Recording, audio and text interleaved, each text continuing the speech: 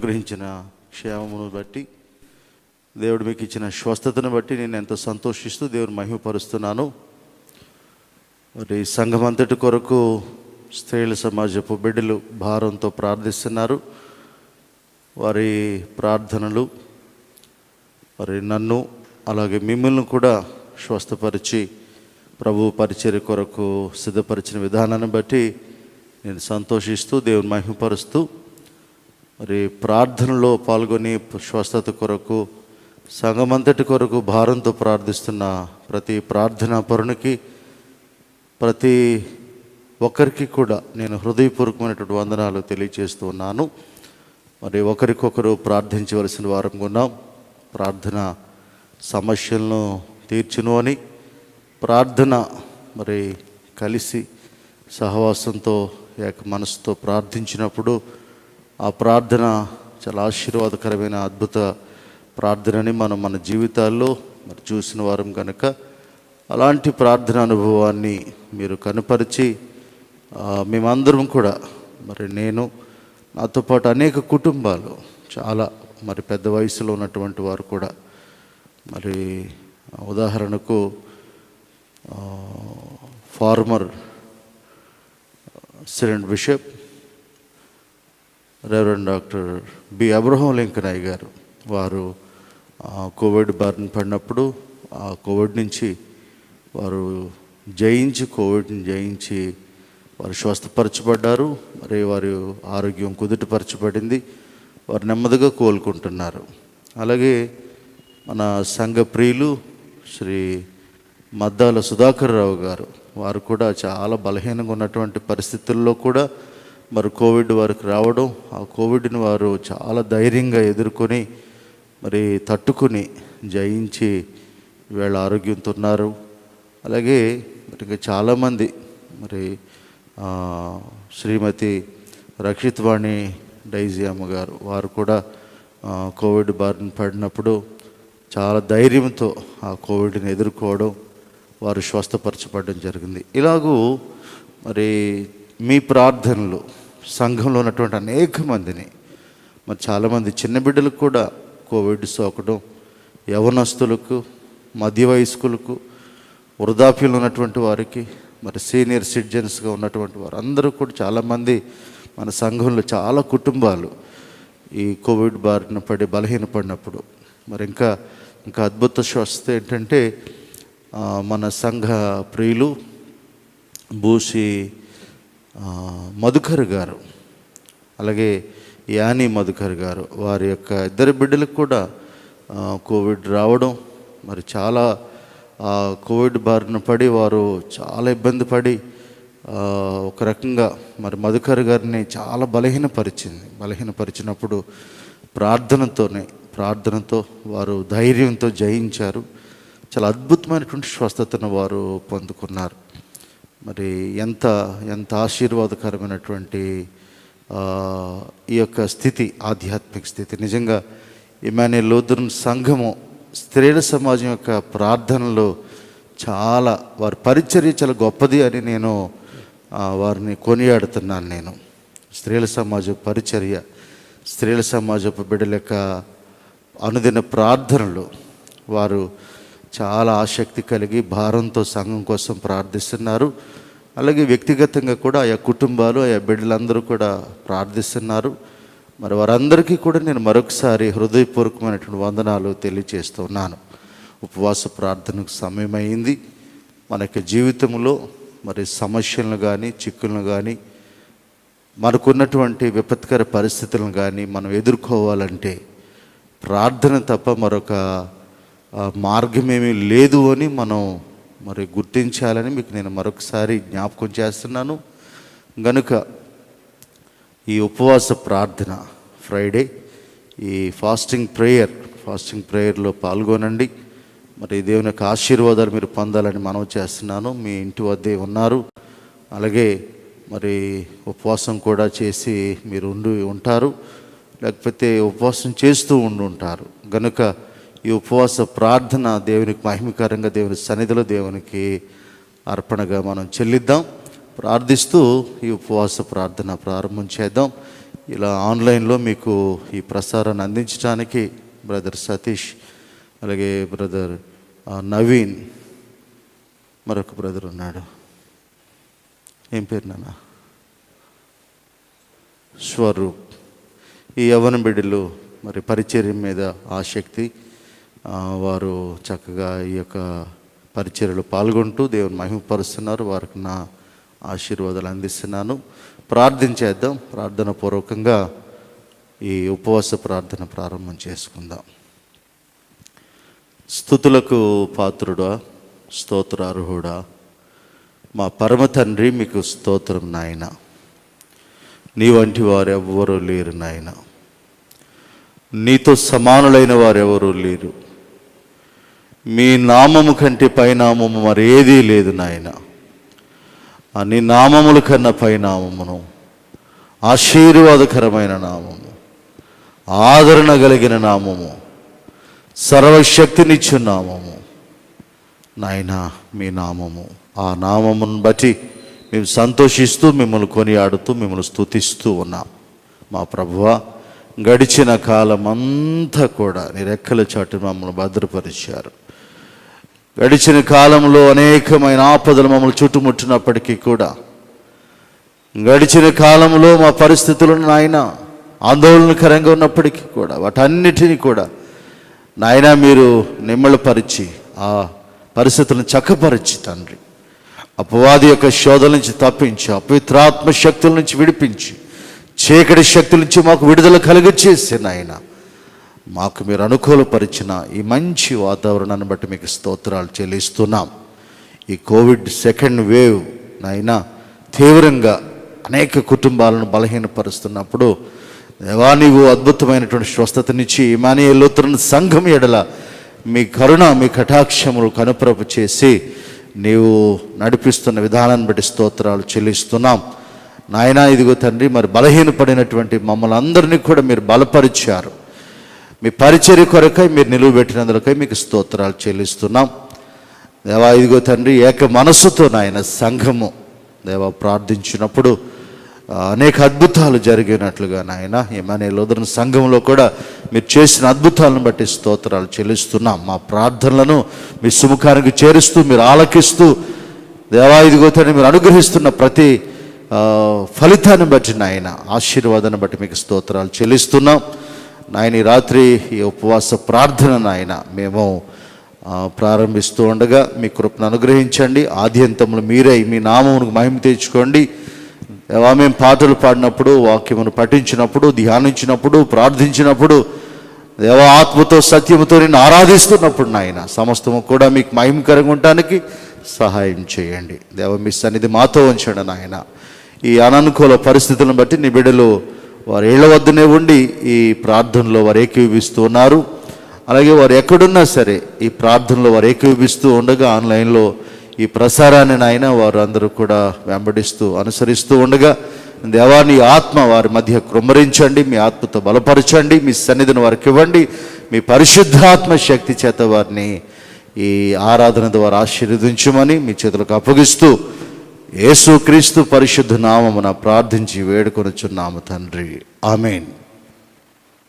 ప్రియులారా, మనం అందరం కలిసి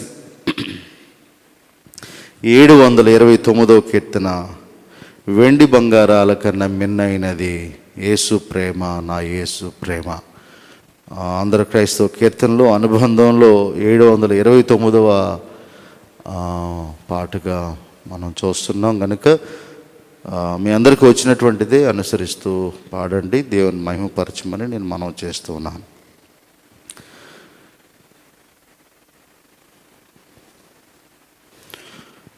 వెండి బంగారాల కన్నా మిన్నయైనది యేసు ప్రేమ, నా యేసు ప్రేమ. వెండి బంగారాల కన్నా మిన్నయైనది యేసు ప్రేమ, నా యేసు ప్రేమ. లోకమునకు వెలుగైన ప్రేమ, లోకమును వెలిగించిన ప్రేమ, లోకమునకు వెలుగైన ప్రేమ, లోకమును వెలిగించిన ప్రేమ, లోకులకై కరిగిపోయిన ప్రేమ, లోకాన్ని జయించిన ప్రేమ, లోకులకై కరిగిపోయిన ప్రేమ, లోకాన్ని జయించిన ప్రేమ. యేసు ప్రేమ శాశ్వత ప్రేమ, యేసు ప్రేమ శాశ్వత ప్రేమ. హల్లెలూయా మహదానందమే, హల్లెలూయా మహదానందమే. వెండి బంగారాల కన్న మిన్నయైనది యేసు ప్రేమ, నా యేసు ప్రేమ.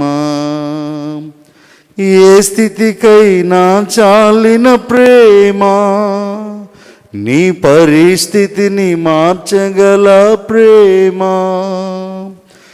ఏ స్థితికైనా చాలిన ప్రేమ, నీ పరిస్థితిని మార్చగల ప్రేమ. నీకు బదులు మరణించిన ప్రేమ, చిరజీవము నీ కొసగే ప్రేమ. నీకు బదులు మరణించిన ప్రేమ, చిరజీవము నీ కొసగే ప్రేమ. యేసు ప్రేమ శాశ్వత ప్రేమ, యేసు ప్రేమ శాశ్వత ప్రేమ. హల్లెలూయా మహదానందమే, హల్లెలూయా మహదానందమే. వెండి బంగారాల కన్న మిన్నయైనది యేసు ప్రేమ, నా యేసు ప్రేమ.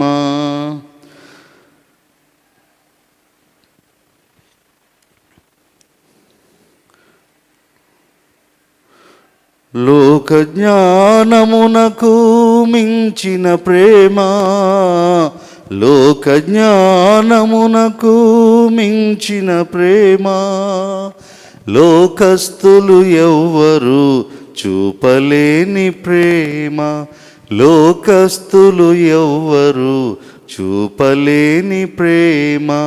వెండి బంగారాల కన్న మిన్నయైనది యేసు ప్రేమ, నా యేసు ప్రేమ. వెండి బంగారాల కన్న మిన్నయైనది యేసు ప్రేమ, నా యేసు ప్రేమ.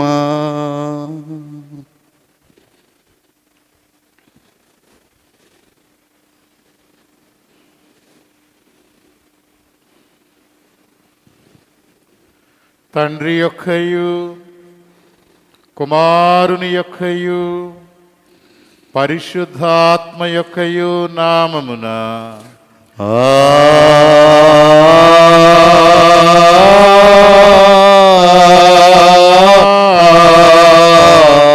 ఆమేన్.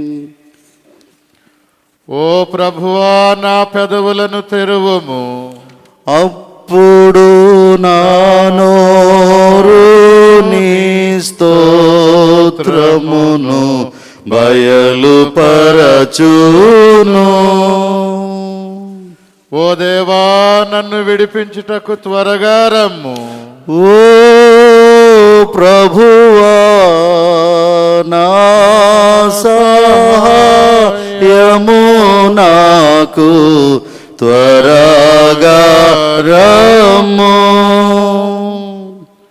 తండ్రికిని కుమారునికిని పరిశుద్ధాత్మకును ఆదియందు ఇప్పుడెల్లప్పుడు యుగ యుగములందుండునట్లు మహిమా కలుగుగాక. ఆమేన్ ఆమేన్ హల్లెలూయా.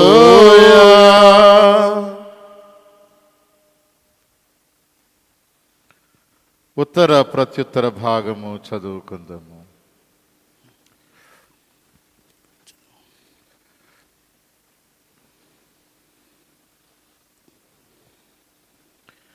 కీర్తనల గ్రంథము 41వ సంకీర్తన. 41వ సంకీర్తన ఉత్తర ప్రత్యుత్తర రీతిగా చదువుకుందాము. బేదలను కటాక్షించువాడు ధన్యుడు, ఆపత్కాలమందు యెహోవా వానిని తప్పించును. యెహోవా వానిని కాపాడి బ్రతికించును. భూమి మీద వాడు ధన్యుడగును. వాని శత్రువులు ఇచ్చకు నీవు వాని అప్పగింపవు. రోగశయ్య మీద యెహోవా వానిని ఆదరించును. రోగము కలుగగా నీవే వానిని స్వస్థపరచుదువు. యెహోవా, నీ దృష్టి ఎదుట నేను పాపము చేసి ఉన్నాను, నన్ను కరుణింపుము, నా ప్రాణమును స్వస్థపరచుము అని మనవి చేసి ఉన్నాను. అయితే నా శత్రువులు నా విషయమై చెడ్డమాటలాడుచున్నారు. వాడు ఎప్పుడు చచ్చును, వాని పేరు ఎప్పుడు మాసిపోవును అని చెప్పుకొనుచున్నారు. ఒకడు నన్ను చూడవచ్చిన ఎడల వాడు అబద్ధమాడును. వాని హృదయము పాపమును పోగు చేసుకొనుచున్నది. వాడు బయలు వెళ్ళి వీధిలో దాన్ని పలుకుచున్నాడు. నన్ను ద్వేషించు వారందరూ కూడి నా మీద గుసగుసలాడుచున్నారు. నశింపచేయవలనని వారు నాకు కీడు చేయ ఆలోచించుచున్నారు. కుదురని రోగము వానికి సంభవించి ఉన్నది. వాడు ఈ పడక విడిచి తిరిగి లేవడని చెప్పుకొనుచున్నారు. నేను నమ్ముకొనిన నా విహితుడు, నా ఇంట భోజనము చేసిన వాడు నన్ను తన్నుటకై తన మడిమెనెత్తెను. యెహోవా, నన్ను కరుణించి లేవనెత్తుము, అప్పుడు నేను వానికి ప్రతీకారము చేసేదను. నా శత్రువు నా మీద ఉల్లసింపక ఇండుట చూడగా నేను నీకు ఇష్టడునని తెలియనాయెను. నా యథార్థతను బట్టి నీవు నన్ను ఉద్ధరించుచున్నావు. నీ సన్నిధిని నిత్యము నన్ను నిలువబెట్టుదువు. ఇశ్రాయేలు దేవుడైన యెహోవా శాశ్వత కాలము నుండి శాశ్వత కాలము వరకు స్తుతింపబడునుగాక. ఆమేన్ ఆమేన్. తండ్రికి కుమారునికి పరిశుద్ధాత్మకు ఆదియందు ఇప్పుడు ఎల్లప్పుడు యుగాయుగములందు ఉండునట్లు మహిమా కలుగును గాక.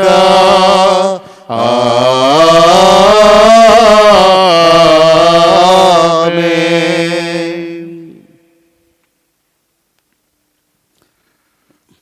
దేవుని బిడ్డలారా, దయతో మీరున్న చోటనే ఒకవేళ నిలిచి ఉన్నట్లయితే కూర్చోండి. వాక్య ధ్యానములోనికి వెళ్ళడానికి మనం సిద్ధపడుచు ఉన్నాం. మనం మరి గడిచినటువంటి శుక్రవారాల్లో అపోస్తలుల కార్యముల గ్రంథాన్ని ధ్యానం చేయడం ప్రారంభించాం. మరి నేను కొంచెం బలహీనపడిన పరిస్థితిని బట్టి అయ్యగారిని రిక్వెస్ట్ చేశాను. నేను అయ్యా, మరి ఈ అపోస్తలుల కార్యముల గ్రంథాన్ని కొనసాగించడానికి కొంచెం మరి నేను అననుకూలంగా ఉన్నాను కాబట్టి మీరు దాన్ని నాకు విడిచిపెట్టి మిగతావి కొనసాగించని చెప్పడం జరిగింది. వారు అలాగే మరి గడిచినటువంటి శుక్రవారాల్లో మరి వేరే వేరే అంశాల మీద వారు ధ్యానాన్ని అందించారు. మరలా తిరిగి ఈ అపోస్తల కార్యముల గ్రంథాన్ని ధ్యానం చేయడం మరి నేను ప్రారంభిస్తున్నందుకు నాకు చాలా సంతోషంగా ఉంది. మరి అనేకమైన సంగతులు దేవుని యొక్క కృపలో ఈ ఆధ్యాత్మిక జీవితంలో, ఈ ఆత్మీయ జీవితంలో ప్రభువును మహిమపరచడానికి వాక్య ధ్యానము ద్వారా, వాక్యమును ధ్యానిస్తూ, వాక్యంలో ఉన్నటువంటి అనేకమైన ఆధ్యాత్మిక సంగతులను మనం గ్రహించి ఆత్మీయ ఆశీర్వాదం మనం పొందటానికి, ఆధ్యాత్మికంగా ఎదగటానికి, ఆత్మీయంగా మనం ఫలించటానికి ఈ వాక్య మరి ధ్యానములు ఎంతో ఉపయుక్తకరంగా ఉంటూ ఉన్నాయనే విషయాన్ని మీకు నేను జ్ఞాపకం చేస్తున్నాను. అందుకనే నేను మరలా చెప్పే మాట ఒకటే, వాక్య ధ్యానాలే మనకు ధాన్యాలు అనేటువంటి మాట. వాక్య ధ్యానాలే మనకు ధాన్యాలు. మనుషుడు రొట్టె వలన మాత్రము కాదు కానీ దేవుని నోటు నుండి వచ్చే ప్రతి మాట వలన బ్రతుకుచున్నాడు అనేటువంటి మాట. నిజంగా నేను బలహీనపడినప్పుడు ఈ కోవిడ్ వచ్చి మరి బలహీనతలో ఉన్నప్పుడు దేవుని వాక్యం నన్ను ఎంతగానో ఆదరించి, ఒక రాత్రి నేను కొంచెం ఆందోళనగా ఉన్నప్పుడు, చాలా భయంతో, నా మరి స్నేహితుడు ఒక దైవజనుడు రెవరెండ్ ఆనంద్ జాన్సన్, చాలా మంచి దైవజనుడు అయిన, మంచి పరిచయం చేసేటువంటి సేవకుడు, మరి నమ్మకమైనటువంటి సేవకుడు, అప్పగించిన పనిని నమ్మకంగా చేసే వ్యక్తి. మరి తను పనిచేసిన ప్రతి చోట కూడా మరి చక్కగా నమ్మకంగా పనిచేసి మంచి పేరును గడించి భీమవరంలో మోయర్ మెమోరియల్ చర్చిలో పనిచేస్తూ ప్రభునందు నిద్రించటం, మరి కాకినాడ హాస్పిటల్లో నిద్రించటం నన్ను బాగా కలచివేసింది. ఒక రకంగా నేను నా ధైర్యాన్ని కోల్పోయి, ఎందుకంటే ఇంత గొప్ప దైవజనుడు, అప్పటికే దైవజనులు అందరూ కూడా వెళ్ళిపోతున్నారు. మన వైజాగ్లో మరి చాలామంది, బిషప్ శ్యామ్ కుమార్ గారు, వారి దంపతులు ఇరువురు కూడా, అలాగే నాకు ఆత్మీయుడు, మంచి స్నేహితుడైనటువంటి సమర్పణ అన్న ఆయన, తర్వాత వైజాగ్లో చాలామంది, అలాగే ఈ ఈస్ట్ గోదావరిలో, తర్వాత గుంటూరు సినడ్స్లో నాతో సమకాలీకులుగా ఉన్నటువంటి దైవజనులు కలిసి చదువుకున్నప్పుడు, మరి ఆ దైవజనులు కానీ, మా సీనియర్స్గా ఉన్నవాళ్ళు, జూనియర్స్గా ఉన్నవాళ్ళు, ఒకళ్ళు వెంబడి ఒకళ్ళు వెళ్ళిపోతున్నటువంటి టైం అది. ఈ సెకండ్ వేవ్ చాలా ఉధృతంగా వచ్చినటువంటి సమయం అది. మరి అప్పట్లోనే చాలామంది పాస్టమ్మ గారు కూడా ప్రభునందుని ఎదిరించడం జరిగింది. అదే క్రమంలో ఈ ఆనంద్ జాన్సన్ గారు చనిపోయాడు అనేటువంటి మాట విన్నప్పుడు చాలా డిప్రెషన్కి, నేను చాలా భయాందోళనకు కానీ, ధైర్యాన్ని కోల్పోయి, ఒక నైట్ అయితే శాచురేషన్ లెవెల్ మొత్తం పూర్తిగా పడిపోయినప్పుడు రాత్రి బ్రదర్ వేల్పుల విజయ్ కుమార్ గారు, తర్వాత స్టాన్లీ మన సుందర్రాజు గారు, తర్వాత బిజి చంద్రశేఖర్ గారు చాలా ఆందోళన పడిపోయి వెంటనే వాళ్ళు స్పందించడం, నన్ను ఆ రాత్రి చాలా చక్కగా నేను మళ్ళీ కోలుకోవడానికి వాళ్ళు సహకరించారు. వారికి వందనాలు. చాలామంది, మరి డైజీ బాబు గారు అయితే చాలా ప్రత్యేకంగా వారి యొక్క సహాయ సహకారాలు అందించి ధైర్యపరిచి, ఈ రీతికి చాలామంది, రాజ్ కుమార్ గారు కానీ, ఇలాగా మరి మన దైవజనులు జాకబాయి గారు, రాజ్ కుమార్ గారు, ఇవి చాలామంది, ఇంకా ఒక పేరు కాదు. అయితే ప్రత్యేక నేను ఏ విషయాన్ని జ్ఞాపకం చేస్తానంటే, ఆ టైంలో ఆ దైవజనులు వెళ్ళిపోవడం నన్ను చాలా కృంగదీసినప్పుడు, ఆ రాత్రి నేను ప్రార్థనలో గడుపుతూ ఉన్నాను, ప్రార్థిస్తున్నాను ప్రభు సహాయం కొరకు. ప్రభువా, నువ్వు మాట్లాడి నన్ను ధైర్యపరచు, నువ్వు మాట్లాడితే నాకు కొంచెం నమ్మకంగా నేను కుదుటపరచబడతాను, నేను కొంచెం ఆందోళనగా ఉంది నాకని ప్రభువుని నేను మొరపెట్టినప్పుడు దాదాపుగా మిడ్ నైట్ 1 అయిందండి. 1 అయింది. మిడ్ నైట్ 1 గంట సమయంలో గొప్ప వెలుగు నేనున్నటువంటి గదిని కమ్మివేసి, ఒక పరిశుద్ధాత్మ, ఒక దేవదూత వలె అలాగా నా పడక దగ్గరకు వచ్చి 2 మాటలు పలికిందండి. 2 మాటలు చాలా స్పష్టంగా విన్నాను. తర్వాత లేచాను. లేచిన తర్వాత నేను ప్రార్థన చేసుకుని, దేవా నీకు స్తోత్రం అని చెప్పుకొని ఉన్నాను. 2 మాటలు. ఒకటి, ఆ, నేను నిన్ను స్వస్థపరిచాను అనే మాట. నేను నిన్ను స్వస్థపరిచాను. రెండో మాట, నీకు మరణం లేదనేటువంటి మాట నాకు బాగా వినపడినాయి. ఆ రెండు మాటలు చాలా బలంగా వినపడ్డాయి. ఒకటికి రెండు సార్లు వినపడ్డాయి. ఒకవేళ నేను విన్నేమో అనేటువంటి పరిస్థితుల్లో ఒకవేళ దేవుని యొక్క ఆత్మ రెండు సార్లు అదే మాట. ఒకటి, నిన్ను స్వస్థపరిచాను, నువ్వు స్వస్థపరచబడ్డావు, నీకు మరణం లేదు అనేటువంటి మాట చెప్పిన తర్వాత నాకు చాలా సంతోషం అనిపించి, ధైర్యం అనిపించి దేవునికి స్తోత్రం చెప్పాను. మానవ శరీరం కనుక రోజు వింటున్నటువంటి వార్తలను బట్టి అలాగూ బలహీనపడుతూ ఉన్నాం.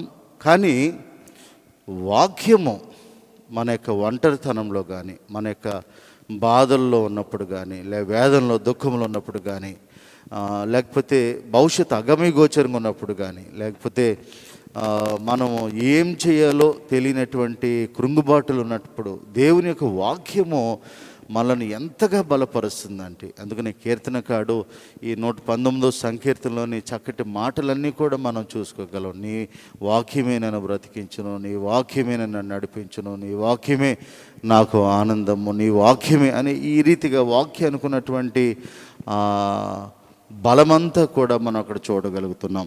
అలాగే ఈ చక్కగా అపోస్తలుల కార్యముల గ్రంథాన్ని మీతో కలిసి ధ్యానం చేయడం నాకు చాలా సంతోషంగా ఉంది. అందుకనే ఇవన్నీ చెప్పడం జరిగింది. చాలా సంతోషంగా ఉంది. ఎందుకంటే ఇందులోని గొప్ప సత్యం, గొప్ప మర్మం, వాక్యంలో దాగినటువంటి ఈ అద్భుతమైనటువంటి సత్యాన్ని మీతో కలిసి నేను ధ్యానం చేయాలని ఎంతో ఆశపడుతున్నాను. మరలా మనం అపోస్తలుల కార్యముల గ్రంథాన్ని ధ్యానించటం పునః ప్రారంభించాము. అందుని బట్టి నేను దేవునికి వందనాలని తెలియచేస్తున్నాను. అపోస్తలుల కార్యముల గ్రంథంలో మనం ఎక్కడ ఆగాము అంటే 14వ వచనాన్ని చదివాము, 15వ వచనాన్ని కూడా ధ్యానించాం. ఏమనంటే అక్కడ వీరందరూ వీరితో కూడా కొందరు స్త్రీలను యేసు తల్లి అయిన మరియయు ఆయన సహోదరులను ఏక మనసుతో ఎడతెగక ప్రార్థన చేయించుండ్రి. అది అయిన తర్వాత 15 నుంచి మనం 21 వచనం వరకు చదువుకున్నాం. 20వ వచనం వరకు చదువుకున్నాం. అందులో మనం ఏం చేసామంటే 15వ వచనాన్ని నేను మీకు అదొకటే ధ్యానం చేశాను. తర్వాత కొన్ని వచనాలు ఇంకా మిగిల్చాను నేను. 15వ వచనం ఎక్కడ ఆపామంటే అక్కడ 120 మంది సహోదరులు కూడి ఉండగా మేడగదిలో అక్కడ కూడినటువంటి సంఖ్య 120. అక్కడ సహోదరులు కూడి ఉండగా అనే మాట అక్కడ ధ్యానించాను. అక్కడ ఏం జరిగింది అంటే అక్కడ వచ్చినటువంటి సహోదరుల పేర్లు రాయబడ్డాయని అక్కడ నేను మీకు జ్ఞాపకం చేశాను. అక్కడ సంఘ రిజిస్టర్ ఉంది. ఆ సంఘ రిజిస్టర్లో వచ్చినటువంటి వారి పేర్లు అక్కడ నమోదు చేయబడ్డాయి. కనుక పర్టిక్యులర్ నంబర్ 120 అని అక్కడ రాయడం, వారు కూడి ఉన్నట్లుగా అక్కడ రికార్డు చేయబడింది అనే విషయాన్ని జ్ఞాపకం చేస్తున్నాను. దీన్ని ఆత్మీయంగా మనం ఒకసారి ఆలోచన చేస్తున్నప్పుడు సంఘంలో రిజిస్టర్ ఎలాగైతే ఉందో మరి నీ కొరకు పరలోకంలో జీవగ్రంథం కూడా అలాగ దాచిపెట్టి ఉంది. ఆ జీవగ్రంథంలో కూడా నీ పేరు లిఖించబడేటట్టుగా నీవు జీవించవలసిన వానుగా ఉన్నావు అనే విషయాన్ని గతంలో నేను జ్ఞాపకం చేశాను. ఇక్కడ ఈ లోక సంఘ రిజిస్టర్లో నీ పేరు ఉంటుంది. నీవు దేవుని మందిరానికి కానుకలు తెస్తున్నప్పుడు, దేవుని మందిరానికి రెగ్యులర్గా వస్తున్నప్పుడు, దేవుని మందిరానికి నీ దశమ భాగం ఇస్తున్నప్పుడు, దేవుని మందిరానికి నీ ప్రత్యేకమైన అర్పణలు ఇస్తున్నప్పుడు ఒక సభ్యునిగా నీ పేరుని ఆ రిజిస్టర్లో రాస్తున్నారు, క్రమంగా రాస్తున్నారు. ఒకవేళ నీవు చర్చికి రాకపోతే నీ కానుకలు ఇవ్వకుండా అనగా ప్లెడ్జ్ని కొనసాగించకుండా ఒకవేళ ఉన్నప్పుడు కొంత వ్యవధిని చూసి రావట్లేదు వీరని చెప్పి పేరుని కూడా రిజిస్టర్ నుంచి డిలీట్ చేసేస్తూ ఉంటారు ఇక్కడ సంఘాల్లో ఆ నియమంలో. అలాగే నేను ఎందుకు జ్ఞాపకం చేస్తున్నానంటే పరలోకంలో జీవగ్రంథంలో మన పేర్లు లిఖించబడేటట్లుగా మనం జీవించవలసినటువంటి మాటలు, చాలా అద్భుతమైన సందేశాన్ని ఈరోజు మనం వినబోతున్నాం. దేవుని యొక్క కృపను బట్టి, ప్రభు మనకి ఇచ్చినటువంటి ఈ యొక్క ఆశీర్వాదాన్ని బట్టి మనం వినబోతున్నటువంటి అద్భుతమైనటువంటి మాటలు ఏవంటే ఈ 16వ వచనంలో 16వ వచనం నుంచి నేను చదువుతున్నాను, గమనించండి. సహోదరులారా, పేతురు మాట్లాడుతున్నటువంటి మాటలు ఇవి. యేసును పట్టుకొనిన వారికి త్రోవ చూపిన యూదాను గూర్చి పరిశుద్ధాత్మ దావీదు ద్వారా పోరవలసి ఉండెను. అతడు మనలో ఒకడుగా ఎంచబడిన వాడ ఈ పరిచర్యలో పాలు పొందెను. ఈ యూద ద్రోహము వలన సంపాదించిన రోకలనిచ్చి ఒక పొలము అతని పేగులని బయటకు వచ్చెను.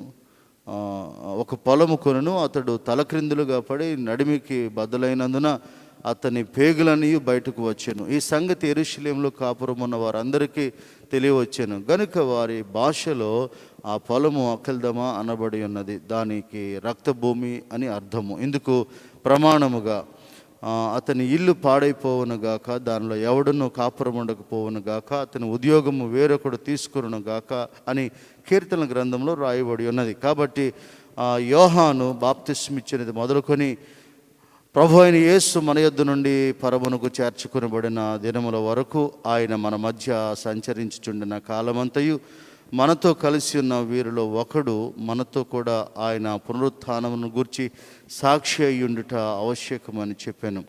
అప్పుడు వారు యూస్తు అను మారు పేరు గల బర్సబ్బ అనబడిన యోసేపు, మత్తీయ అను ఇద్దరిని నిలువబెట్టి ఇట్లని ప్రార్థన చేసిరి. అందరి హృదయములను ఎరికి పోవుటకు యోధ పరిచర్యలోను అపోస్తలత్వంలోను పాలు పొందుటకు వీరిద్దరిలో నీవు ఏర్పరచుకున్న వారిని కనబరచితివి. అంతటా వారు వీరిని గూర్చి చీట్లు వేయగా మత్తీయ పేరట చీటి వచ్చెను. గనుక అతడు 11 మంది అపోస్తలులతో కూడా లెక్కింపబడెను. ప్రియులారా, చదువుకున్నటువంటి ఈ వచన భాగాల నుండి, ఈ వచన భాగాల్లో శ్రేష్టమైనటువంటి ఒక 3 ప్రాముఖ్యమైన తలంపులు ఉన్నాయి. ఒకటి గురించినటువంటి ధ్యానం, యోధ యొక్క జీవితం, యోధ యొక్క పరిస్థితి, యోధ యొక్క పతనం, యోధ యొక్క మరణం, యోధ తన యొక్క స్థానాన్ని, తన యొక్క ఆధిక్యతను, తన యొక్క అవకాశాన్ని ఎలా పోగొట్టుకున్నాడు.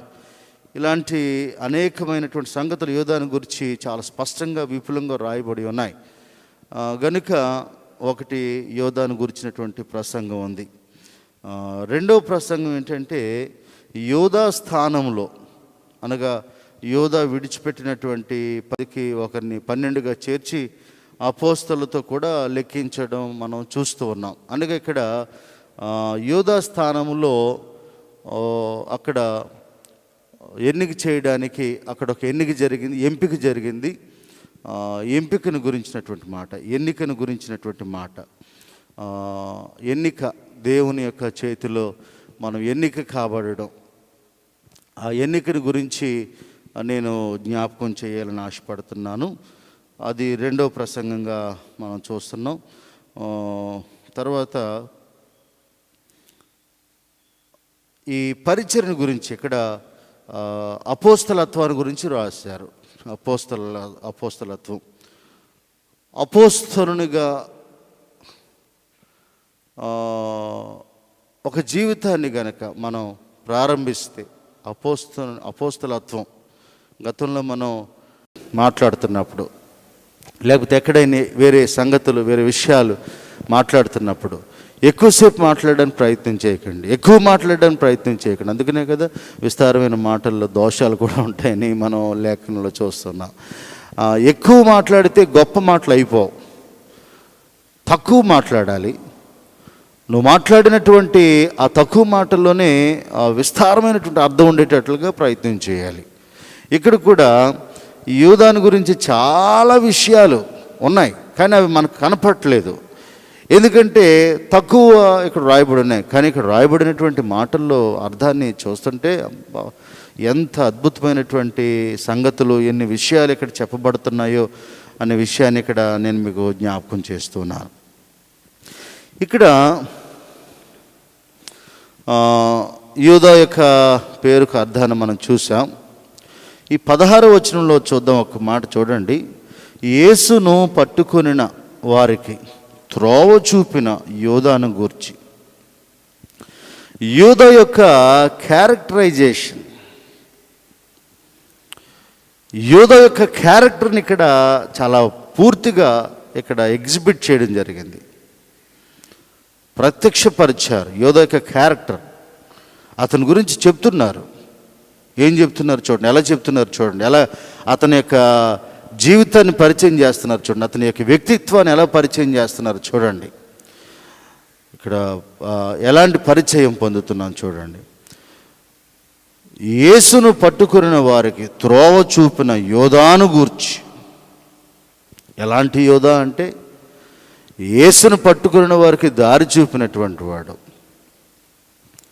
అనగా యేసుకు విరోధులతో స్నేహం చేసిన వాడు, యేసుకి శత్రువులతో కలిసి నడిచినటువంటి వాడు, యేసుని శిక్షించటానికి పూనుకున్నటువంటి వారితో, యేసుని మరణం పాలు చేయడానికి పన్నాగం పరినటువంటి వారితో, అనగా యేసు వ్యతిరేకులతో మరి వారికి త్రోవ చూపాడంటే వారితో స్నేహం చేశాడు, వారితో చెలిమి చేశాడు, వారితో కలిశాడు, వారితో సహవాసం చేశాడు, వారితో ఉన్నాడు అనే పరిచయం.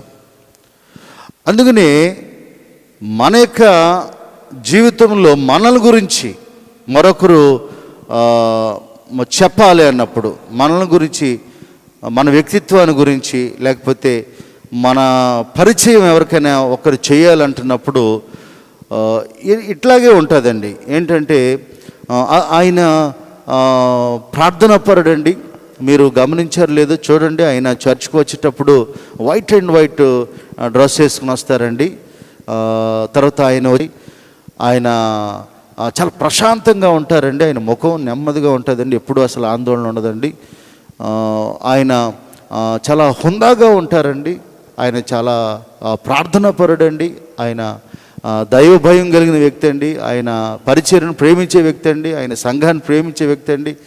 ఆయన నిస్వార్థమైన వ్యక్తి అండి. ఆయన చాలా సేవ చేస్తారండి. ఆయన మంచి ప్రసంగికుడు అండి. ఆయన మంచి గాయకుడు అండి. మన క్వాలిటీస్ని ఎలివేట్ చేస్తూ ఉంటారు. ఎవరికైనా పరిచయం చేసేటప్పుడు, ఎవరి గురించి అయినా మనల గురించి చెప్పేటప్పుడు, మన గురించి మాట్లాడేటప్పుడు, ఇక్కడ కూడా అలాంటి తన వ్యక్తిత్వాన్ని చెప్పడానికి పేతురు పూనుకున్నట్లుగా మనం చూస్తున్నాం. పరిచయం నిజంగా చూడండి ప్రియులారా, మనల గురించి ఎదుటి వ్యక్తికి పరిచయం చేస్తున్నప్పుడు ఎలాంటి పరిచయాన్ని మనం కలిగి ఉన్నాం, ఎలాంటి పరిచయం చేయబడ్డానికి మనకి జీవితం అందుకు తగ్గట్టుగా ఉందనే విషయాన్ని నిజంగా చూడండి. వేటిని పరిగణలోకి తీసుకుంటున్నారు ఇక్కడ అంటే, ఈ లోక సంబంధమైనటువంటి శక్తి సామర్థ్యాలను పరిగణలోకి తీసుకోవట్లేదండి. ఈ లోకానికి సంబంధించినటువంటి ఆధిక్యతలను పరిగణలోకి తీసుకోవట్లేదండి. నీకు గుర్తింపు రావాలి, నీకు గుర్తింపు కావాలి, నువ్వు గొప్పవాడుగా లెక్కించబడాలి. అందుకని ప్రభువారు కూడా మీలో ఎవరైనా ప్రముఖుడై ఉండగోరినడలా వాడు మీకు దాసుడై ఉండాలని. నీవు ఆధిక్యతను కోరుకున్నవాడు అయితే నీవు సేవకుడిగా ఉండాలని, నీవు మొదటివాడుగా ఉండాలంటే నీవు కడపటివాడుగా ఉండాలని ప్రభు ఆయన చక్కగా ఎంతో ఆత్మీయ అర్థాన్ని గురించి మాట్లాడారు. అలాగే ఏవి సుగుణాలుగా చెప్పబడుతున్నాయి, ఏవి గొప్ప క్వాలిటీస్గా చెప్పబడుతున్నాయి, నిన్ను గురించి పరిచయం చేయబడడానికి ఏ ఎలిమెంట్స్ని మరి ఎదుటివారు తీసుకుంటారంటే, ఆయన చాలా ధనవంతుడండి, ఆయన చాలా జ్ఞాని అండి, ఆయన చాలా అందగాడండి, అజానుభావుడండి, ఆయన చాలా శక్తి కలిగినోడండి, ఆయన చాలా చతురత ఇవి చెప్పరండి. మనం అనుకుంటాం నేను అందగాడిని కాబట్టి నా గురించి చెప్పుకోవాలి, లేకపోతే నేను ధనవంతుడు కాబట్టి నా గురించి చెప్పుకోవాలి, నా చుట్టూ 10 మంది తిరుగుతారు కాబట్టి నేను చెప్పుకోవాలి నా గురించి. అవి కాదండి.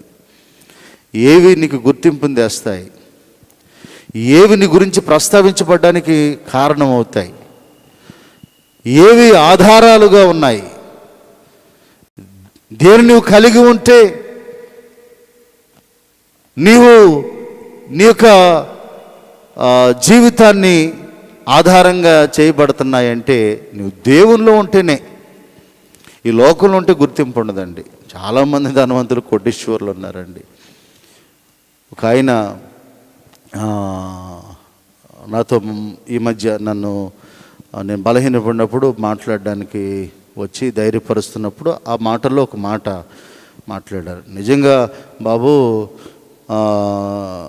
దేవుని యొక్క సేవకునిగా ఉండడం కంటే గొప్పదేమీ లేదు బాబు అని ఒక ఆయన ప్రస్తావించారు. దేవుని సేవలో ఉండడం కంటే, దేవుని సేవకునిగా ఉండడం కంటే, ఈ లోకంలో ఉన్నటువంటి పదవులన్నిటికంటే దేవుని సేవలో సేవకునిగా ఉండడం అనేది చాలా గొప్ప బాబు.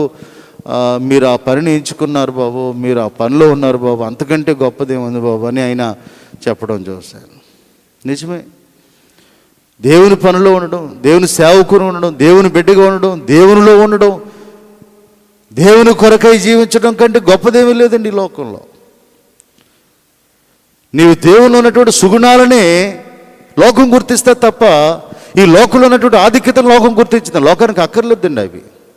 లోకానికి నీ బడాయి అక్కర్లేదండి, లోకానికి నీ బలం అక్కర్లేదండి, లోకానికి ఈ లోకానికి ఈ లోక ఆధిక్యతలతో కూడినటువంటి నీ జీవితం గురించి అక్కర్లేదండి. నువ్వు ఎంత గొప్పడువైనా లెక్క చేయరండి, అక్కర్లేదండి. కానీ నువ్వు దేవునిలో గొప్పడు అయితే, నీవు దైవ సంబంధమైనటువంటి జీవితంలో గొప్పవాడు అయితే, నీవు దైవత్వ సుగుణాలతో ఉన్నవాడు అయితే, లోకం నీ గురించి తప్పనిసరిగా మాట్లాడుకుంటుంది, లోకం నీ గురించి తప్పనిసరిగా చెప్పుకుంటుంది, లోకం నేను గుర్తిస్తుంది, లోకం నీ గురించి తప్పనిసరిగా మరి గుర్తించి నిన్ను గురించి మాట్లాడుతుంది అనే విషయాన్ని. అనగా చూడండి, ఈ లోకంలో నీవు తిరుగులాడుతుంటే నీ గుర్తింపు ఎప్పటికీ రాదు. ఈ లోకాన్ని పట్టుకుంటే నువ్వు ఎప్పటికీ గుర్తింపు పొందుకోలేవు. ఎలాంటి గుర్తింపు పొందుకుంటావు అంటే, నువ్వు పెట్టినంతకాలం నీ గురించి మాట్లాడతారు, నువ్వు డబ్బులు ఇచ్చినంతకాలం నీ గురించి మాట్లాడతారు, ఇంకా తర్వాత మాట్లాడరు, ఇంకా అయిపోయింది. నువ్వు పెడితేనే మాట్లాడతారు, లేకపోతే మాట్లాడరు, అది వేరు. కానీ నీ గురించి మాట్లాడాలి, నీ గురించి చెప్పుకోవాలి, నీ గురించి సాక్ష్యం ఇవ్వాలి, నీ గురించి పరిచయం చేయబడాలి అంటే దేవునిలో ఉన్నటువంటి సుగుణాలనే మాట్లాడతారు. అందుకనే దేవునిలో ఉన్నటువంటి సుగుణాలను ఎన్ని సంపాదించుకుంటున్నామనేది చాలా ప్రాముఖ్యమండి. ఈ లోకంలో ఆధిక్యతలు కాదు, దేవునిలోని ఆధిక్యతలు ఎన్ని సంపాదించుకుంటున్నాం, ఎన్ని పొందుకోగలుగుతున్నాం, దైవ సుగుణాలను ఎన్ని మనం కలిగి ఉన్నాం, ఎన్ని ఆత్మీయ సుగుణాలు కలిగి ఉన్నాం, ఎన్ని ఆత్మీయ సుగుణాలతో మనం మన జీవితాన్ని నింపుకున్నాం. ఒకటి కాదు కదా. అందుకనే ఆత్మఫలంలో ఉన్నటువంటి ఆ లక్షణాలన్నీ కూడా, ఎన్ని లక్షణాలు చూడండి. ఏ సుగుణాన్ని దేన్ని వదులుకోకూడదు. విశ్వాసంలో, భక్తిలో, ప్రేమలో, యథార్థతలో, దాతృత్వంలో, సహోదర ప్రేమలో, ఒకటి కాదు కదండి, ఎన్నండి. ఆ సుగుణాలను సంపాదించుకోవడం ప్రయాసపడాలి, ప్రయత్నం చేయాలి. ఈ లోకాన్ని నీవు సంపాదించుకోవడానికి నీ సమయం అంతా ఉపయోగిస్తావు, రాత్రి అనక పగలనక. ఇప్పుడేమో ఈ వర్క్ ఫ్రమ్ హోమ్ అని ఇంట్లోనే ఉంటున్నాం చాలామంది, లేకపోతే వాళ్ళ పనుల్లో బిజీ అయిపోతుంటారు. కానీ నీవు దేవుని కొరకు, దేవునిలో ఉండడం కోసం బిజీ కూడా అవ్వాలి. ఈ లోకమే కాదు, లోక జీవితమే కాదు, దేవునిలో కూడా నువ్వు సంపాదించాలి. ఇతను ప్రార్థన పరుడండి, ఇతను భక్తి పరుడండి, ఇతను నీతి పరుడండి. మోషే చెప్పబడలేదా? యోబు చెప్పబడలేదా? దానియేలు చెప్పబడలేదా? భక్తులైన వారిని గురించి ఆ సుగుణాలను ప్రస్తావించబడ్డం నువ్వు చూడలేదా? వారి వలె నేను కూడా నా గురించి ఎవరైనా ప్రస్తావిస్తున్నప్పుడు దేవుడు సాక్ష్యం ఇస్తున్నాడు కదా, మనుషులు సాక్ష్యం ఇస్తున్నారు కదా. దేవుడు సాక్ష్యం ఇవ్వాలి అంటే నీలో ఏ సుగుణాలు, మనుషులు సాక్ష్యం ఇవ్వాలంటే నీలో ఏ సుగుణాలు ఉన్నాయి, ఇవన్నీ కూడా మనం చూడవలసినటువంటి వారు. ఇక్కడ ప్రత్యేకంగా నేను జ్ఞాపకం చేస్తున్నాను, యోధాను గురించి ప్రస్తావిస్తున్నప్పుడు అతనిలో ఉన్నటువంటి ఆ పరిచయం చేయడానికి ఉన్నటువంటి ఎలిమెంట్స్ చూడండి. ఇక్కడ యేసుని మరి పట్టుకున్నటువంటి వారితో, యేసుని శ్రమ పెట్టినటువంటి వారికి త్రోవ చూపుతున్నాడు. ప్రియులారా, పరిచయం, మంచి పరిచయం మనం పొందటానికి ప్రయత్నం చేయాలి. నువ్వు పరిచయం చేయబడ్డానికి ఇక్కడ మనం చూస్తున్నాం. నీ యోగ్యతల గురించి, యేసును పట్టుకున్న వారికి త్రోవ చూపినటువంటి యోధాను గురించి, అతనికి ఇవ్వబడిన టైటిల్ చూడండి. అక్కడ యేసును పట్టుకోవడానికి త్రోవ చూపినటువంటి వారిని త్రోవ చూపినటువంటి వాడు, యేసుని గాయపెట్టినవాడు, ప్రభుని హింసించినవాడు, అలా ప్రస్తావించి 17వ వచనంలో చూడండి. అతడు మనలో ఒకడుగా ఎంచబడిన వాడై ఈ పరిచర్యలో పాలు పొందెను. అతని గురించి మొత్తం చెప్తున్నారండి. ఈ పరిచర్యలో మనతో కలిసి పాలు పొందిన వాడే. ఎందుకు ఈ మాటలు జ్ఞాపకం చేయబడుతున్నాయంటే, యేసుతో ఉన్నవాడు, మనతో ఉన్నవాడు, కలిసి పనిచేశాడు. మనం కూడా అంటాం కదా, ఇదేం పోయే కాలం అండి, ఇప్పుడు దాకా మాతో ఉన్నాడు, ఇప్పుడు దాకా అలా చేశాడు, ఇలా చేశాడు, ఇదేంటండి, ఇలా చేయడం ఏంటండి చెప్తాం కదండి సహజంగానే. ఆ మాట కూడా ఇక్కడ చూస్తున్నాం. అతడు మనలో ఒకడుగా ఎంచబడ్డాడు, ఈ పరిచర్యలో పాలు పొందాడు, శిష్యుల్లో ఒకనిగా ఎంచబడ్డాడు. మనలో అంటే శిష్యునిలో, ప్రభువును వెంబడించిన వారిలో, మనలో అంటే ప్రభువును వెంబడించిన వారిలో, మనలో అంటే ప్రభుతో కలిసి ఉన్నటువంటి వారిలో, మనలో ఒకడంటే ప్రభువుని వెంబడించి ప్రభు పరిచర్యను కొనసాగించి, ప్రభు పరిచర్యం చేసి, ప్రభుతో కలిసి ఉండి, ప్రభుతో కలిసి ప్రార్థించి, ప్రభు యొక్క బోధలు మనతో కలిసి విన్నవాడే, ప్రభు బోధలు మనతో విన్నవాడే, ప్రభువును చూసిన వాడే, ప్రభు యొక్క ఆశ్చర్య కార్యాలు చూసిన వాడే. మనలో ఒకడంటే మనతోనే కలిసి ఆ కార్యాలను చూశాడు కదా, అద్భుతాలు చూశాడు కదా, ప్రయాణం చేశాడు కదా, ప్రభుతో ఉన్నాడు కదా, ప్రభుతో జీవించాడు కదా, ప్రభు యొక్క మాటలు విన్నాడు కదా. పైపెచ్చు మనతోనే మనలో ఒకడుగా ఉన్నవాడు కదా, ఏ తారతమ్యం లేదు కదా, అందరం కలిసే ఉన్నాం కదా. ఇలాంటి మాటలు, మనలో ఒకడుగా వేరు చేయబడలేదండి, మనలో ఒకడుగానే ఉన్నాడు. పోనీ ఎక్కడైనా ఓ ప్రవర్తన ద్వారా అతన్ని గాయపెట్టడం కూడా అక్కడ లేదండి, అందరితో సమానంగానే ఉన్నాడు అక్కడ. ఇంకా చెప్పాలంటే ప్రత్యేక ఆధిక్యత కూడా అతనికి ఇవ్వబడిందండి. డబ్బు సంచి అతని దగ్గర పెట్టారు, అతని మాటకి ఎప్పుడు విలువిస్తూనే వచ్చారు, మరి అతను గౌరవిస్తూనే వచ్చారు. ఎలాంటి తారతమ్యం కూడా అక్కడ చూపబడలేదు. అతడు మరి వీరందరూ కూడా గలిలయకి చెందిన వారైనప్పటికీ కూడా, మిగిలిన వారందరూ కూడా గలిలయకి చెందిన వారైనప్పటికీ కూడా, మనోడు యూదయ ప్రాంతానికి చెందినవాడు అయినప్పటికీ కూడా ఏ తారతమ్యం కూడా అతనికి చూపలేదు. మనలో ఒకడుగానే ఉన్నాడు, మనందరూ కలిసే ఉన్నాం. ఈ పరిచర్యలో పాలు పొందాడు, మనతో కలిసి పరిచర్య చేశాడు. అలాంటి ఈ యోధ ద్రోహము వలన సంపాదించిన రోకల నుంచి, అనగా ఇక్కడ ఏమని ఎస్టాబ్లిష్ చేస్తున్నారంటే, ద్రోహము చాలా పెద్ద మాట అండి. ఈ యోధ ద్రోహము వలన సంపాదించిన ద్రోహం చేసిన వాడు. ఏంటి ఇతను చేసిన ద్రోహము? ఇతని యొక్క ద్రోహాన్ని గురించి మనం తప్పనిసరిగా చూడవలసిందే. ప్రభువును అమ్ముకోవడమే ద్రోహముగా. ఈ ఇస్కరియోతు యూదా శిష్యులతో ఒకరిగా ఉండి ప్రభువుని అప్పగించటమే ద్రోహం. ఏంటి ద్రోహిగా ఉండేవాడు, ఆ లక్షణం ఏంటి? ఎవరు ద్రోహిగా ఎంచబడుతున్నారు? అతడు చేసిన ద్రోహం ప్రభువుని అప్పగించటం, ప్రభువుని అమ్ముకోవడం.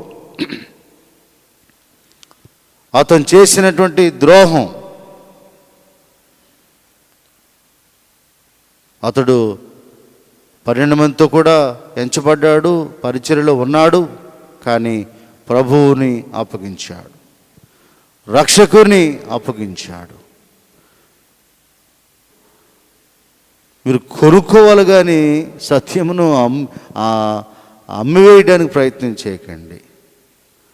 ఏమండి, మనం సంపాదించుకోవడం ప్రయత్నం చేయాలి, మన దగ్గర నుంచి పోగొట్టుకోవడం కాదండి. ప్రభువును అమ్మివేయడం, అమ్ముకోవడం ద్రోహంగా ఎంచబడుతుంది. ఇతడు ద్రోహి. ద్రోహం వలన అతని యొక్క బుద్ధి ఏంటంటే, అతని యొక్క లక్షణం ఏంటంటే ద్రోహిగా ఉన్నాడు. ద్రోహం చేశాడు. వెన్నుపోటు, ప్రభువునే అమ్ముకోవడం, ప్రభువుని అప్పగించటం. ఒకనిగా ఉండి అంటే చూడండి, ఇక్కడ మనలో ప్రభువుతో శిష్యులలో ఒకనిగా ఉండి ప్రభువుని అప్పగించడం అంటే నైవంచన. మనతోనే ఉండి గోతులు తవ్వడం, మనలోనే ఉండి మనకు తడిగుడ్డతో గొంతులు కోసే రకంగా ఉంటాం. చూసారండి, మనలోనే ఉంటారు, మన దగ్గర ఉన్న సమాచారం అంతా అందిస్తూ ఉంటారు. అది ద్రోహమే. యోధ అంటే నువ్వు ఈ నయవంచనకు, నమ్మక ద్రోహానికి ఇక్కడే ఉండి అక్కడ పనిచేస్తూ ఉంటాం, ఇక్కడే ఉండి అమ్మేస్తూ ఉంటాం. అది చాలా ప్రమాదకరమైనటువంటి ప్రవర్తన అండి. ఇస్కరియోతు యోధాల సంఘంలో బోళంతమంది ఉంటారండి.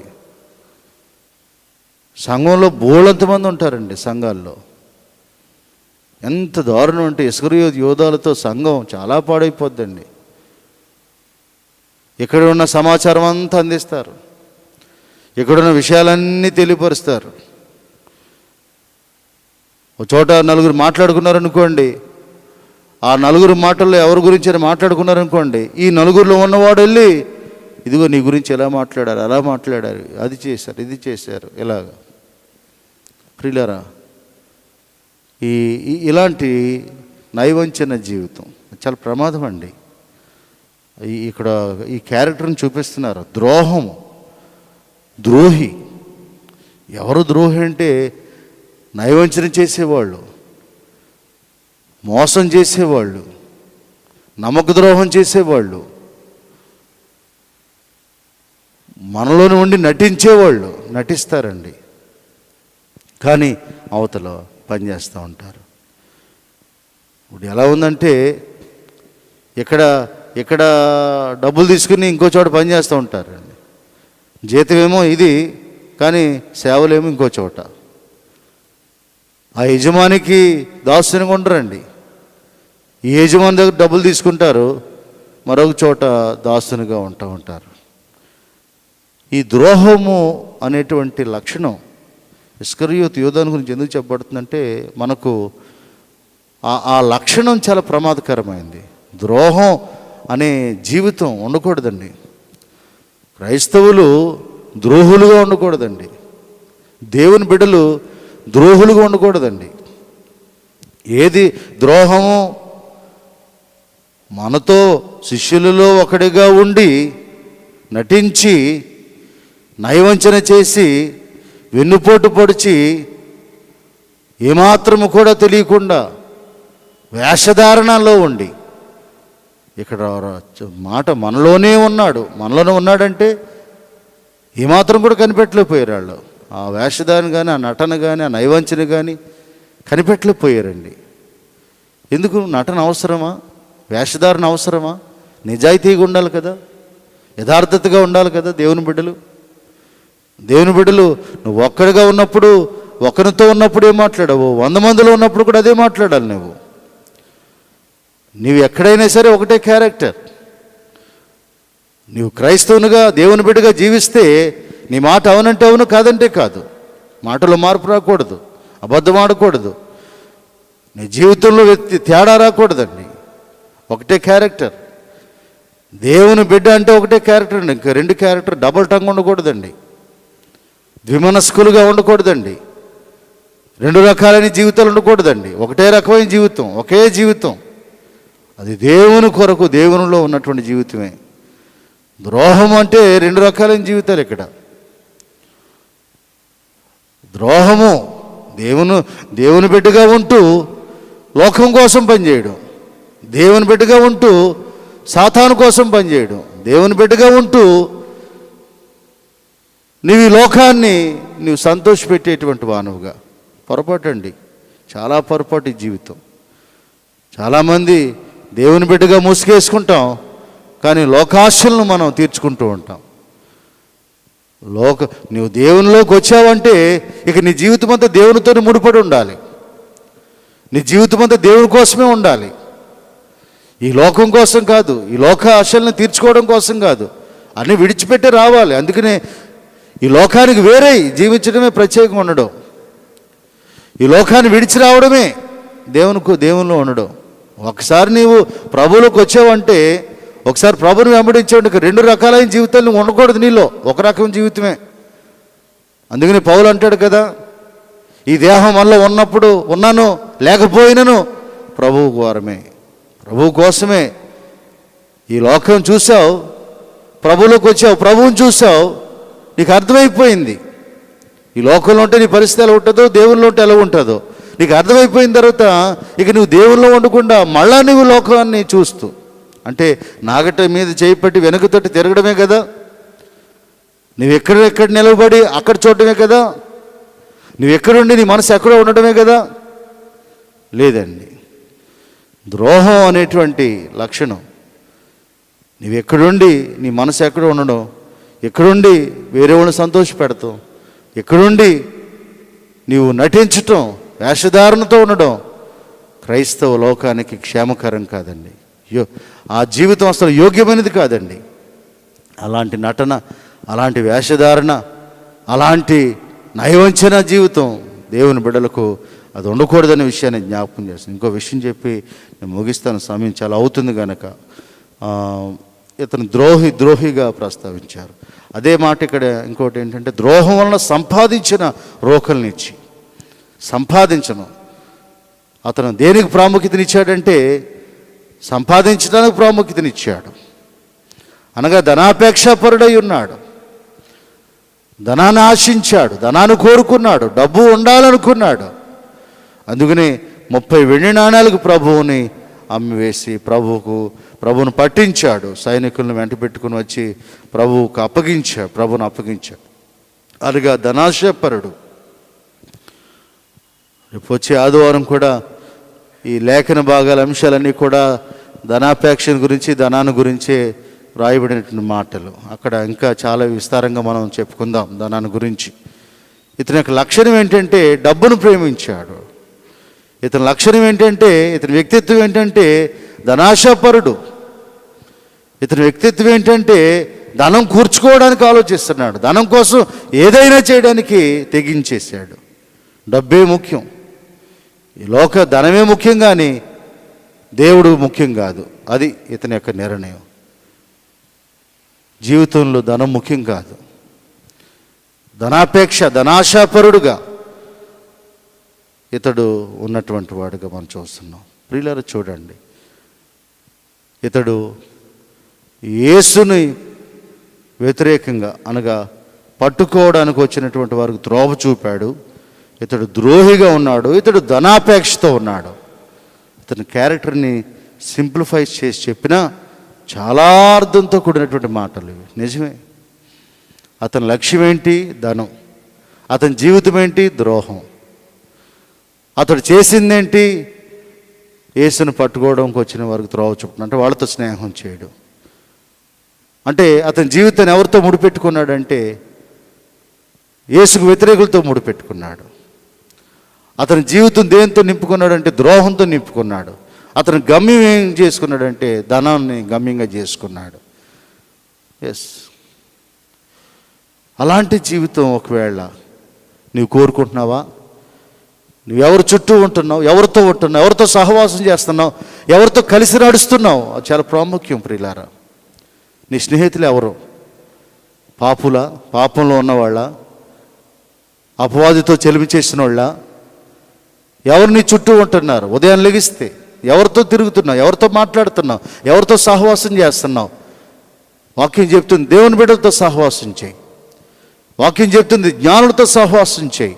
వాక్యం చెప్తుంది ప్రార్థనా పరులతో సహవాసం చేయి. వాక్యం చెప్తుంది కదా, దేవుని బిడ్డలతో సహవాసం చేయి. నువ్వు ఎవరితో సహవాసం చేస్తున్నావు? తాగుబోతులతోనా, తిరుగుబోతులతోనా, వ్యభిచారులతోనా, అబద్ధికులతోనా, దొంగలతోనా, ద్రోహులతోనా? ఎవరితో చేస్తున్నావు సహవాసం? నీకు తెలుసు కదా వాళ్ళు తాగుతున్నారని, నీకు తెలుసు కదా వారు వ్యభిచారం చేస్తున్నారని, నీకు తెలుసు కదా వారు అబద్ధం ఆడుతున్నారని, నీకు తెలుసు కదా వాళ్ళ జీవితం. అయినా సరే వాళ్ళతో ఎందుకు తిరుగుతున్నావు? నీ సమయం అంతా వారితోనే నువ్వు గడుపుతున్నావు. ప్రియులారా, జాగ్రత్త. నువ్వు ఎవరితో సహవాసం చేస్తున్నావు? ఎందుకంటే నువ్వు ఎవరితో సహవాసం చేస్తున్నావో నీ గమ్యం కూడా దానికి అనుగుణంగానే ఉంటుందనే విషయాన్ని జ్ఞాపకం చేస్తున్నాను. నువ్వు త్రాగుబోతులతోనూ, తిండిబోతులతోనూ, తిరుగుబోతులతోనూ, నువ్వు ధనాపేక్ష పరులతోనూ, ఈ లోకాన్ని ఆశ్రయించినటువంటి వాళ్ళతోనూ నీవు ఒకవేళ సహవాసం చేస్తున్నావేమో. యోధా అలాంటి సహవాసం చేశాడు. అతని జీవితం నాశనం అయిపోయింది. రెండోది, అతని యొక్క వ్యక్తిత్వాన్ని దేంతో నింపుకున్నాడంటే ద్రోహపు మనస్సు. నువ్వు ఇచ్చేవాడు ఉండాలి కానీ నువ్వు అమ్ముకునేవాడు ఉండకూడదండి. నీ నీతిని నమ్ముకోవద్దు, నీ క్యారెక్టర్ నమ్ముకోవద్దు, దేవుడికి ఇచ్చిన జీవితాన్ని నమ్ముకోవద్దు. ఎందుకు అమ్ముకోవాలి? ఎవరికి లోపరుచుకోవాలి? నువ్వు అపవాదికి లోపరుచుకోవడం కాదు, నీ జీవితాన్ని దేవునికి లోపరుచుకో.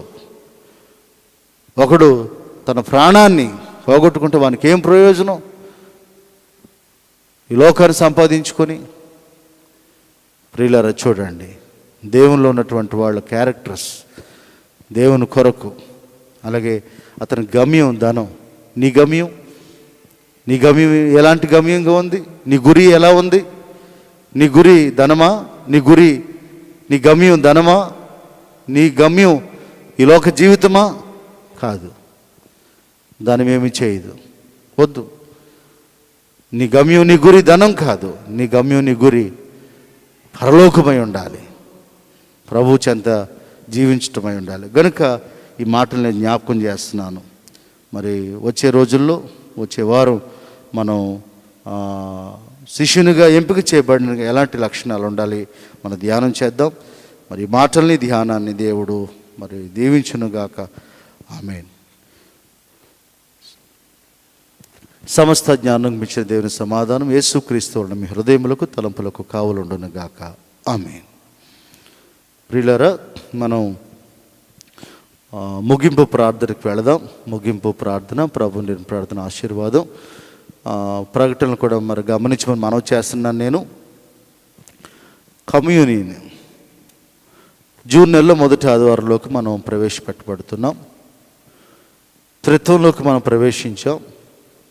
త్రిత్వంలోని మొదటి ఆదివారంలోనికి మనం అడుగు పెడుతున్నాం. వచ్చే ఆదివారం పరిశుద్ధ సంస్కారం ఆచరించడం జరుగుతుంది. నేను జ్ఞాపకం చేశాను, ఇక్కడ చర్చిలోనే మీకు రొట్టె ద్రాక్షరసం ఒక కంటైనర్లో పెట్టి అందుబాటులో ఉంచుతున్నామన్నాను. మరి దయతో మీరు గమనించండి, ఇక్కడ మీకు సమృద్ధిగా మేము సమకూర్చాం. ట్రెజరర్ గారు, చైర్మన్ గారు వాటిని సమకూర్చారు. మరి మీ ఇంటి వద్దే ఏదో థమ్సప్ డ్రింకునో, స్ప్రైట్ డ్రింకునో, లేకపోతే మీకు మీరే ఏదో ద్రాక్షల్ని వాటిని చిదిమేసి రసం కింద చేసి తాగేస్తాం అని అనుకుంటూ ఉండడం, లేకపోతే ఓ రొట్టె అక్కడ మీకు కనపడిన రొట్టె కానీ, బిస్కెట్ కానీ, లేకపోతే అన్నం ముందు కానీ తినేసి ఇదే క్రీస్తు యొక్క శరీరం అండి, ఇదే ఆయన యొక్క రక్తం అండి అని మేము ఆచరిస్తామనేటువంటి ఆలోచనతో మీరు ఒకవేళ ఉండొచ్చు. నేను అంటాను, కాదు, ఇక్కడ ప్రార్థన చేసి ప్రార్థనాపూర్వకంగా మేము సిద్ధపరిచాం. దయచేసి మరి పరిశుద్ధమైనటువంటి ఆ పవిత్రమైనటువంటి కార్యాన్ని మీరు అంత పరిశుద్ధంగా మీరు ఆచరించాలని మరి మనవి చేశాను. నేను మీకోసం వాటిని రప్పించాం, ఉన్నాయి, అందుబాటులో ఉన్నాయి. రండి, చర్చి దగ్గర మరి నేను, మన జాకోబాయి గారు అందుబాటులో ఉన్నాం. ఎవరు వచ్చినా మేము ఇస్తూ ఉన్నాం. అలాగే మరి మన గణరాజు, ప్రకాశ్రావు వీరందరూ కూడా అందుబాటులో ఉన్నారు. కనుక మీరు ఎప్పుడు వచ్చినా సరే మీకు ఇవ్వడం జరుగుతుంది. రండి. మరి ఉదయం పూట మీరు కూరగాయల కొండకు వెళుతున్నారు, బయట చిన్న చిన్న పనులు చేసుకోవడానికి వెళుతున్నారు కదా, ఈ వారం అంతా వెళ్ళారు కదా. అలాగే ఇవి తీసుకోవడం కూడా రండి, తీసుకుని వెళ్ళండి. వెళ్ళి చక్కగా మీరు మీ ఇంటి వద్ద రేపు ఆదివారపు ఆరాధనలో ప్రభుభోజన సంస్కార మరి ఆరాధనలో పాలుభాగస్తులు కండి. ఆ ప్రభు యొక్క శరీరాన్ని, ఆయన రక్తాన్ని మరి సేవించి భుజించి మరి పానం చేసి మనల్ని మనం పవిత్రపరచుకోవడానికి, మనం ఆ ప్రభు యొక్క బలను సమీపించడానికి, ఆ పవిత్రమైనటువంటి ఆ ప్రభుభోజన సమభక్త్వాన్ని మనం అందుకోవడానికి మీరందరూ కూడా చక్కగా సిద్ధంగా ఉండాలని, అందుకు సహకరించాలని మనం చేస్తున్నాను. రండి, చక్కగా మీ సమయాన్ని వెచ్చించి దేవుని మహిమకరంగా ఉండాలని మీకు నేను మనం చేస్తున్నాను. దేవుని మహాకృప వల్ల మరి చాలామంది బిడ్డలు మరి స్వస్థతపరచబడ్డారు, కోవిడ్ నుంచి బయటకు వస్తున్నారు. మరి కొంచెం పరిస్థితులు నెమ్మళించబడుతున్నాయి. దేవుని మహిమ, ఆందోళనకరమైన పరిస్థితులు ఏమీ లేవు. మరి అనారోగ్యంతో ఇబ్బంది పడుతున్నారు అన్న వాతావరణం ఏమి లేదు. అందరూ కొంచెం నెమ్మలపరచబడ్డారు, అందరూ ఆరోగ్యవంతులు అవుతున్నారు, స్వస్థపరచబడుతున్నారు. కనుక మీ ప్రార్థనలు కొనసాగించండి. దేవుని మహిమకరంగా మనం మరలా ఆదివారం ఆరాధనలో కలిసి దేవుని మహిమపరుద్దాం. ముగింపు ప్రార్థనకు వెళదాం. ముగింపు ప్రార్థన ప్రభు ప్రార్థన ఆశీర్వాదంతో ఈ ఉపవాస ప్రార్థన మనం ముగించుకుందాం. అంతేనా? ఇంకేం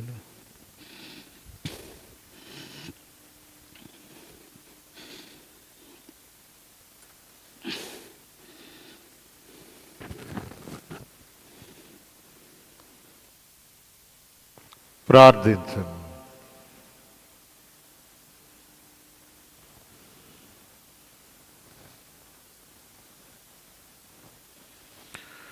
పరిశుద్ధుడవు, పరిశుద్ధుడవు, పరిశుద్ధుడవు, పరిశుద్ధుడవు, పరిశుద్ధుడవు, పరిశుద్ధుడవు అని దూతలతోనూ భక్తకోటి సమూహముతోనూ నిత్యము స్తుతింపబడుచు మహిమపరచబడుచు కొనియాడబడుచున్న మా ప్రియ పరలోకపు తండ్రి, అబ్రహాము దేవా, ఇసాకు దేవా, యాకోబు దేవా,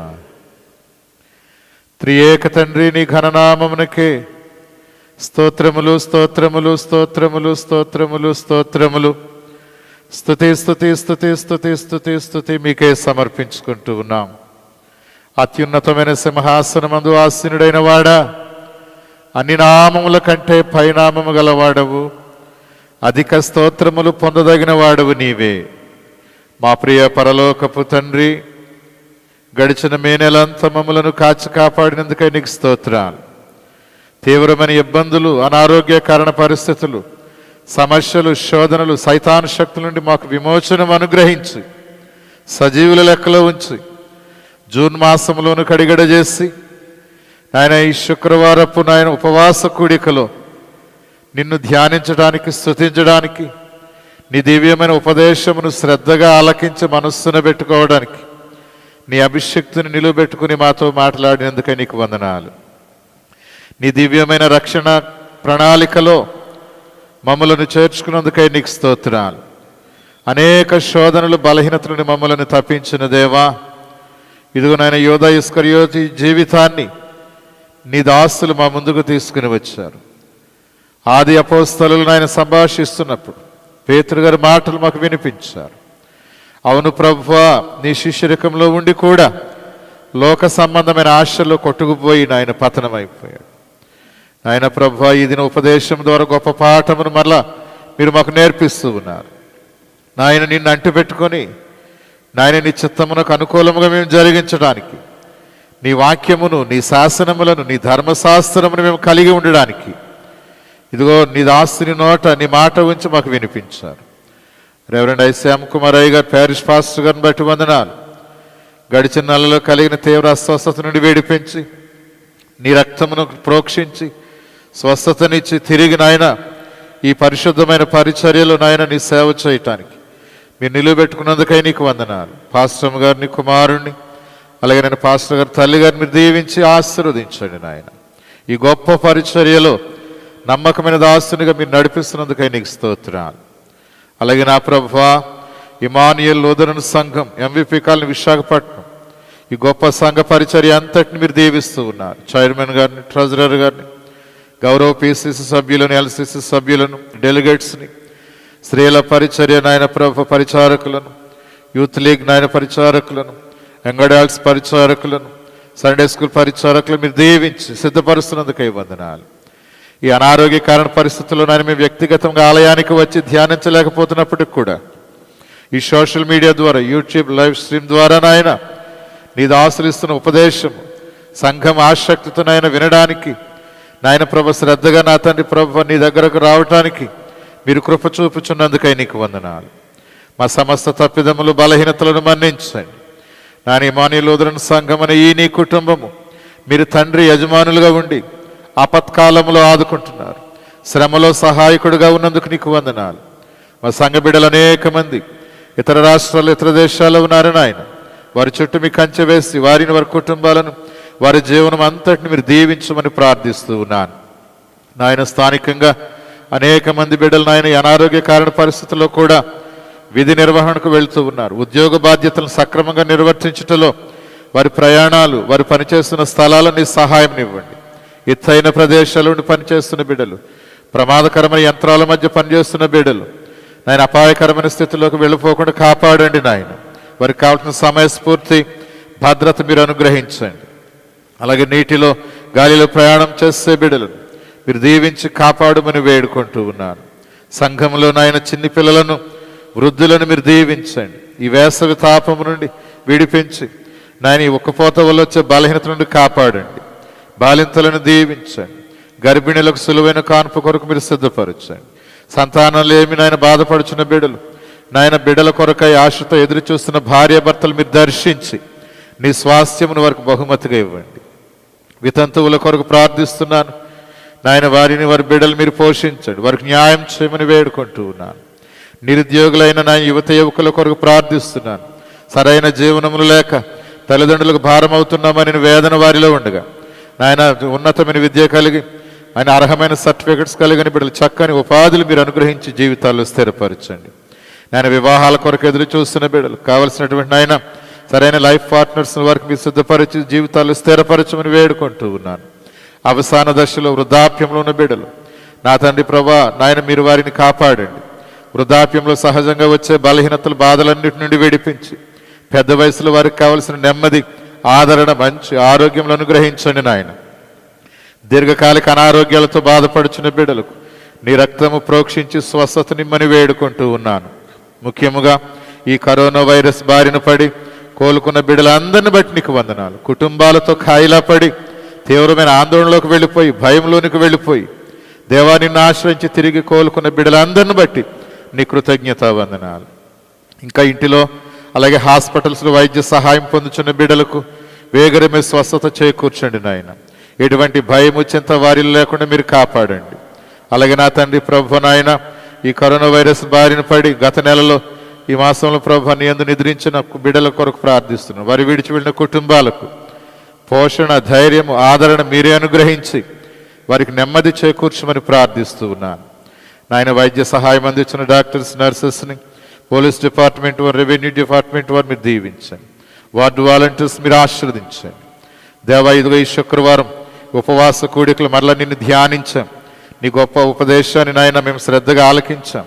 నీ వాక్యం చేత మమ్మల్ని ఆదరించారు, బలపరిచారు. నీకు వందనాలు నాయన. ఏ బిడ్డలు ఏ వేదన బాధలో ఉన్నారు, ఏ సమస్య తీవ్రమైన బలహీనత వారి శరీరాన్ని పట్టి వేధిస్తూ నాయన కృంగదీస్తూ ఉందో నీ రక్తధారల చేత కడుగుమని వేడుకుంటూ ఉన్నాను నాయన. యావత్ సంఘాన్ని మీరు దీవించండి ప్రభువా. ఇదిగో నాయన జూన్ మాసపు మొదటి ఆదివారం ప్రభు వాళ్ళ కొరకై మేము సిద్ధపడుచుండగా ఇక్కడ నీ సేవకులు చేసే ఆరాధన ఆయన సోషల్ మీడియా ద్వారా తిలకిస్తూ విని నాయన ఆరాధనలో ఏకీభవిస్తున్న బిడ్డలందరికీ కావాల్సిన దీవెన ఆశీర్వాదాలు దాయిచ్చేయండి. మాకు నిజమైన మారు మనసు నిజమైన పశ్చాత్తాపం అనుగ్రహించండి. రక్షణలో ఆనందమును దాయిచ్చేయండి. మా ఆధ్యాత్మిక జీవితాన్ని వృద్ధి చేయండి. వాక్యము చదువుటలో ప్రార్థన చేయుటలో నాయన నిన్ను ధ్యానిస్తూ ఈ లోక సంబంధమైన ఈతి బాధలన్నిటి నుండి విడిపించబడి ధైర్యంతోనూ ఆదరణ కలిగి నెమ్మది గల మనసుతో నిన్ను సేవించే కృపనిమ్మని ఈ ధ్యానంలో ఏకీభవిస్తున్న ప్రతి బిడ్డను పేరుపైన దీవించి ఆశీర్వదించమని యేసుక్రీస్తు వారి పుణ్యనామములో మిక్కిలి వినయముతో ఈ మనవులు అడుగుచున్నాము తండ్రి. ఆమేన్. పరలోకమందున్న మా తండ్రి, నీ నామం పరిశుద్ధపరచబడిన గాక, నీ రాజ్యం వచ్చుగాక, నీ చిత్తము పరలోకమందు నెరవేరుచున్నట్లు భూమి యందును నెరవేరుగాక. మా అనుదిన ఆహారము నేడు మాకు దయచేయము. మా యెడల అపరాధములు చేసిన వారిని మేము క్షమించిన ప్రకారమును మా అపరాధములను క్షమించుము. శోధనలోనికి తేక దుష్టు నుండి మమ్మను తప్పించుము. రాజ్యము శక్తియును మహిమయును నిరంతరము నీవయున్నవి. ఆమేన్. ఆమేన్. మన ప్రభు అయిన యేసు క్రీస్తు వారి కృపయు, పరమ తండ్రి అయిన దేవుని ప్రేమయు, ఆదరణకర్త అయిన పరిశుద్ధాత్మన అన్యోన్య సహవాసము సదాకాలము మీకు తోడయుండి కాపాడునుగాక.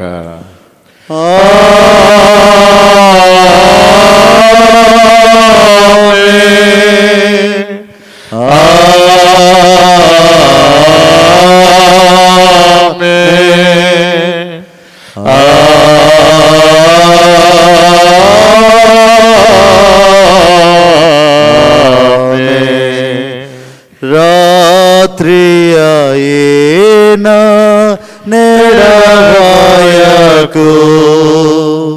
ధాత్రిపై చీకటులు గ్రమ్మెను సహాయమేమీ లేని వారికి సహాయుడ నన్బాసిపోకోని.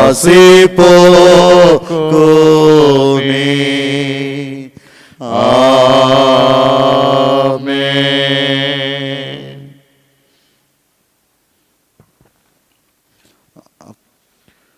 అందరికీ వందనాలు.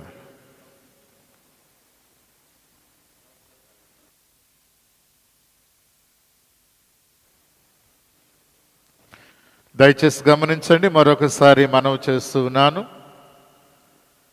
జూన్ 1 ఆదివారం ప్రభురాత్రి భోజన సంస్కారపు ఆరాధన ఉంటుంది. ప్రభు బల కొరకైన పరిశుద్ధ రొట్టె ద్రాక్షరసం చర్చి దగ్గర సిద్ధం చేయటం జరిగింది. ఆదివారం లోపు విశ్వాసులు వచ్చి మీ ఇండ్లకు ప్రార్థనాపూర్వకంగా సిద్ధపరచబడిన ఈ రొట్టె ద్రాక్షరసమును తీసుకుని వెళ్ళి ఆదివారం ఆరాధనలో ఈ లైవ్ స్ట్రీమ్ ద్వారా, ఈ యూట్యూబ్ లైవ్ ద్వారా ఆరాధనలో పాల్గొంటున్నప్పుడు ఆ రొట్టె ద్రాక్షరస సమయంలో మీరు వాటిని తీసుకొని ప్రభువును మహిమపరచాల్సిందిగా మనవి చేస్తూ ఉన్నాను.